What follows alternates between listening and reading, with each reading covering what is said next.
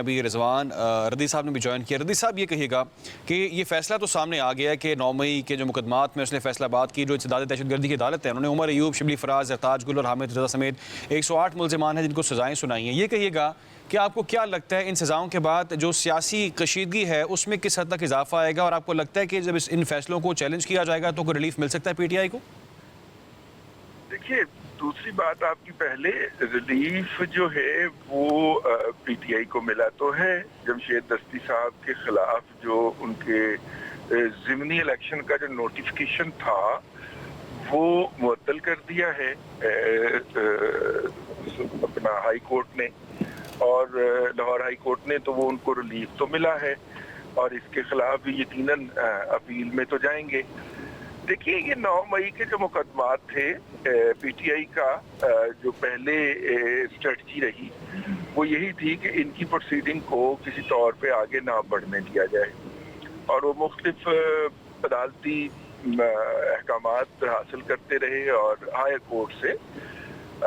لیکن جب یہ سپریم کورٹ سے آرڈر ہو گئے کہ ان کے مقدمات جو ہیں وہ 10 اگست تک جو ہے وہ نپٹا دیے جائیں، تو اس کے بعد مطلب یہ بلا کہہ لیں کہ پی ٹی آئی نے خود ہی انوائٹ کی، تو اب ان کے دھڑا دھڑ مقدمات کے فیصلے آنا شروع ہو گئے، اور اس میں leader of the opposition in Senate بھی شامل ہیں اور leader of the opposition in قومی اسمبلی بھی شامل ہیں، اور پنجاب اسمبلی کے جو ہے وہ ایک پہلے ڈیسیژن کے وہ ہو چکے ہوئے ہیں.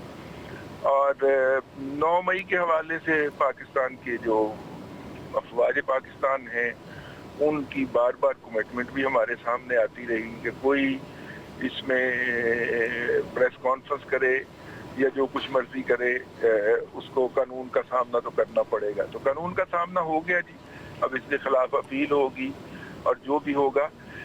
سیاسی صورتحال میں اس سے تناؤ بڑھے گا.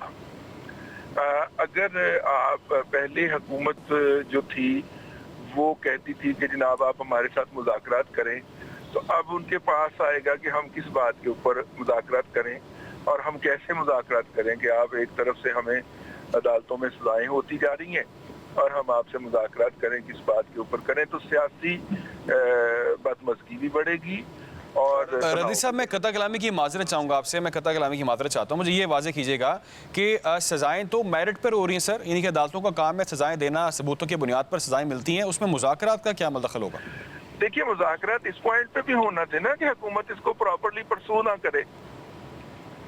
مطلب کہ مذاکرات میں ایک یہ بھی تو نقطہ تھا نا کہ یہ جو مقدمات ہیں حکومت کی پروسیکیوشن کو تو حکومت گورن کر رہی ہوتی ہے نا، یہ کنٹرول کر رہی ہوتی ہے.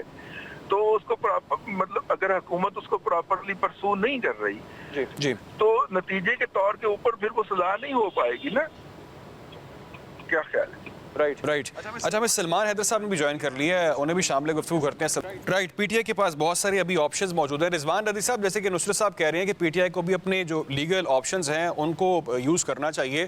آپ کو لگتا ہے کہ لیگلی تو یہ بتائیے کہ کون کون سے آپشنز ہوں گے پی ٹی آئی کے پاس، اور آپ کو لگتا ہے کہ اگر یہ ان فیصلے کو چیلنج کرے پی ٹی آئی تو کہیں نہ کہیں سے ریلیف مل جائے گا یا مل سکتا ہے؟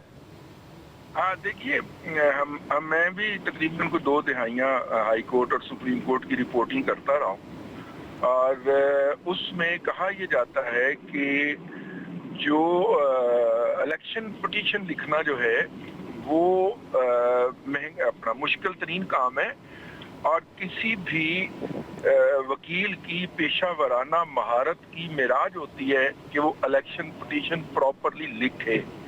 اس لیے ہمارے جو نالائق وکلا ہیں وہ آرٹیکل 199 کے تحت ریٹ پٹیشن میں جانا گوارا کرتے ہیں، الیکشن پٹیشن میں نہیں جاتے. اسی طرح آپ دیکھیے، یہ جو ہمارے دستی صاحب ہیں ان کی نااہلی کے خلاف درخواست نہیں دائر کی کیونکہ اس کو لکھنے کے لیے وکیل ماہر چاہیے.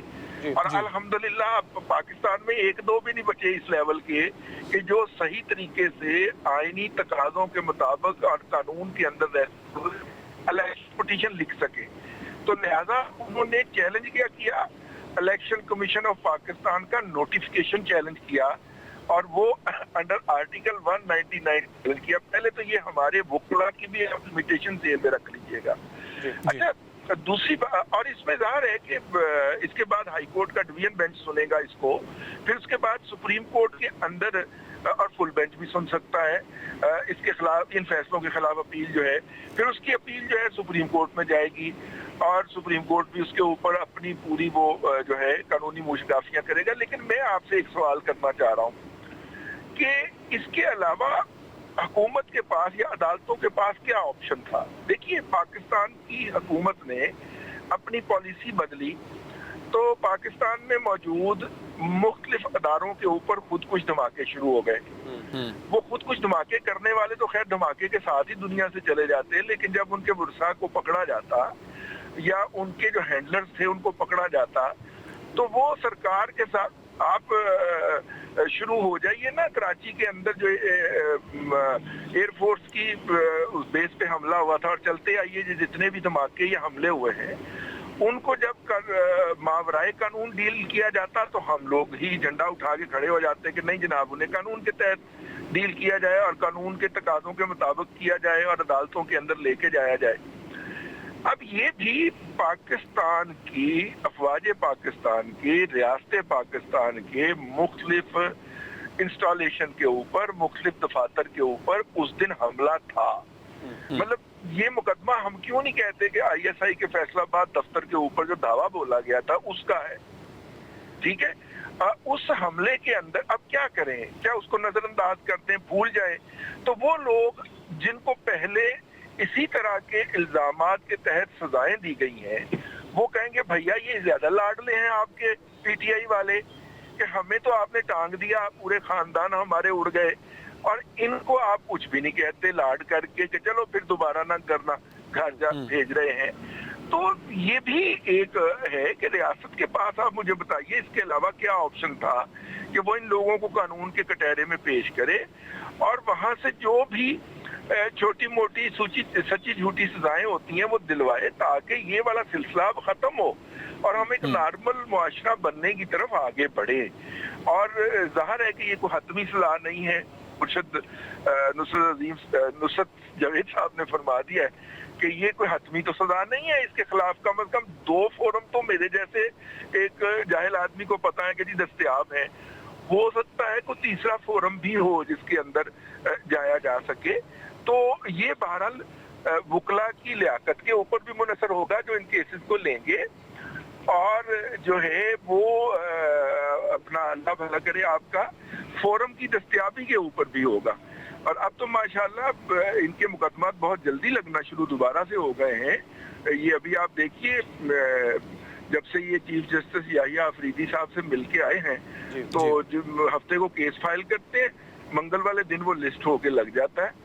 तो जल्दी जल्दी अपना इंसाफ लेने पहुंचे वहां पे, अगर यहाँ पे उनके ख्याल में उनके साथ नाइंसाफी हुई है। वैसे बाय द वे आप मुझे बताइए डॉक्टर साहब कि गौहर साहब क्या कहते हैं इस फैसले के ऊपर? वो इसको वेलकम करते? भाई बीइंग ए विक्टिम पार्टी उन्होंने तो यही कहना है ना कि हमारे साथ ज्यादती हुई है, तो उन्हें यही कहना चाहिए था जो उन्होंने कहा है।